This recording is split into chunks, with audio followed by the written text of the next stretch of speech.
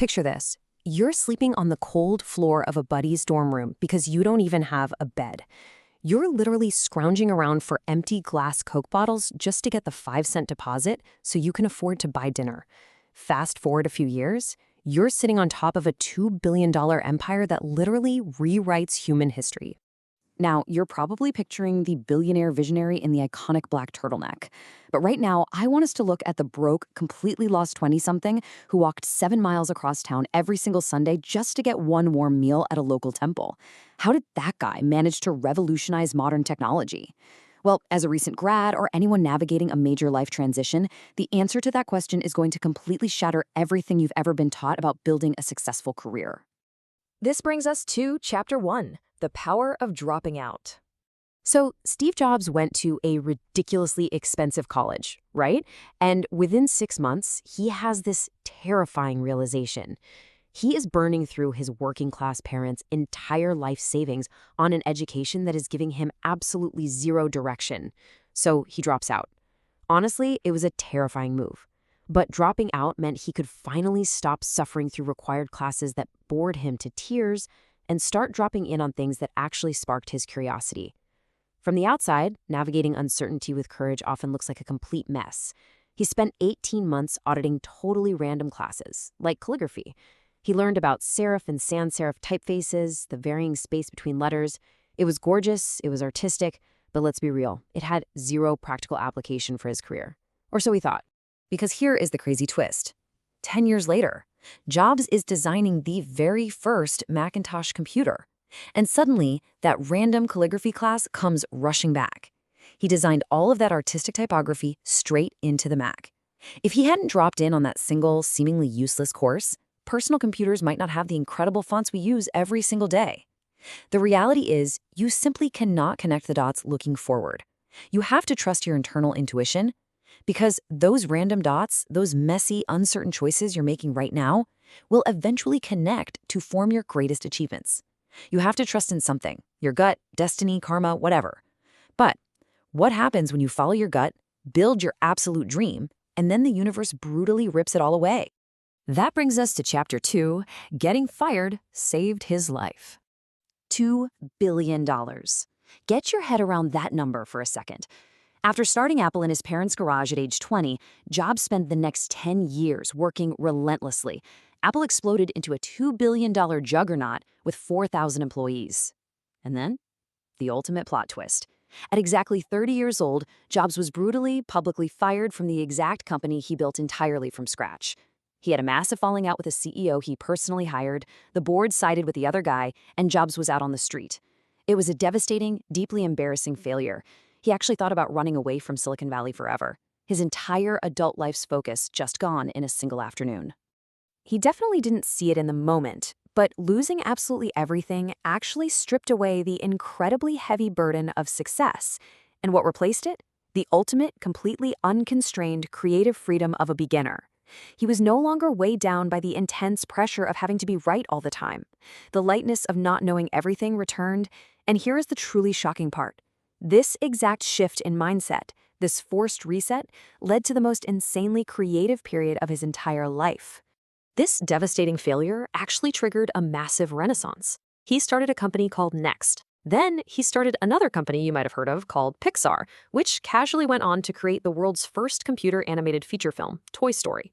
And eventually, Apple actually bought Next, bringing Jobs right back to the company he founded, along with technology that sits at the core of Apple to this very day. As a recent graduate, this proves that you must navigate professional challenges by absolutely refusing to settle. When life hits you in the head with a brick, do not lose faith. The only way to do great work is to love what you do. Keep looking. Don't settle. But hold on, because the ultimate test of not settling wasn't a career setback at all. It was an absolutely terrifying life or death deadline. Which leads us to Chapter 3, Your Ultimate Wake-Up Call. I want you to imagine going to the doctor at 7:30 in the morning, right? And seeing a scan that shows a tumor on your pancreas. The doctor looks you in the eye and tells you it's incurable cancer. He tells you to go home and get your affairs in order. We all know that's doctor code for prepare to die. Jobs lived at that absolute death sentence all day long. Later that evening, they do a biopsy. They put an endoscope down his throat, grab some cells from the tumor, and when the doctor looks at those cells under a microscope, he literally starts crying. Why? Because by an absolute miracle, it turned out to be a very rare form of pancreatic cancer that is actually curable with surgery. Jobs survived, but staring death directly in the face completely rewired his entire philosophy on life. Now, I know it sounds incredibly morbid, but Jobs literally called death the single best invention of life. Why? Because it clears out the old to make way for the new. Facing the ultimate deadline completely silences all that external noise. It entirely destroys the fear of failure. When you deeply remember that you are going to die, all that pride, all that fear of embarrassment, all the crushing pressure to live up to someone else's expectations, it all just falls away. You are already naked. There's absolutely zero reason not to follow your heart. As your career coach today, I want you to use these 3 meditative reflections to stop living someone else's life. Step 1, recognize the noise. People will always have opinions on what degree you should get, what corporate ladder you should climb, what timeline you should follow. Step 2, acknowledge your inner voice. It's quiet, but trust me, it knows what you actually want. And step 3, have the courage to follow your intuition, because somehow your intuition already knows what you truly want to become. Everything else, it's completely secondary. Let's get practical in Chapter 4, Daily Habits for Growth. Now that we've shattered the fear of failure and the heavy weight of external expectations, let's look at exactly how to build an unbreakable, resilient mindset every single morning.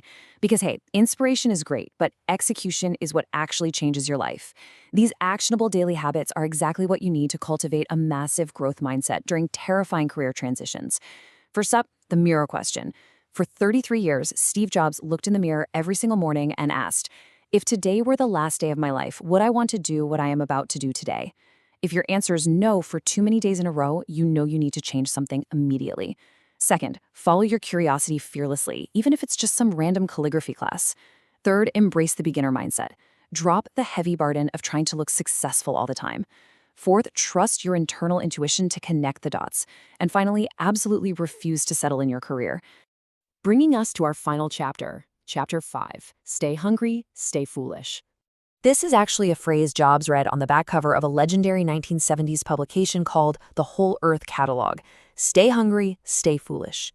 It brilliantly defines the ultimate modern career strategy. Staying hungry means maintaining your intense drive and that insatiable curiosity. It means never, ever assuming you've made it and can just coast. But staying foolish? That is perhaps even more important. It means being completely willing to be a beginner. It means taking bold risks that might look entirely foolish to everyone else on the outside. It is the foolish courage to try things that make absolutely no sense right now, trusting that those dots will connect in the future. So, as you step out into your career, surrounded by all that noise, the immense pressure and the terrifying fear of failure, I have to ask you, are you brave enough to trust your own journey? Are you willing to be foolish enough to follow your heart? Because your time is limited. Do not waste it living someone else's life. If you enjoyed this story and want more fascinating insights to give you a massive edge in your career and life, make sure to like this explainer, subscribe to the channel, and turn on notifications so you never miss the next one. Stay hungry, stay foolish, and I'll catch you in the next explainer.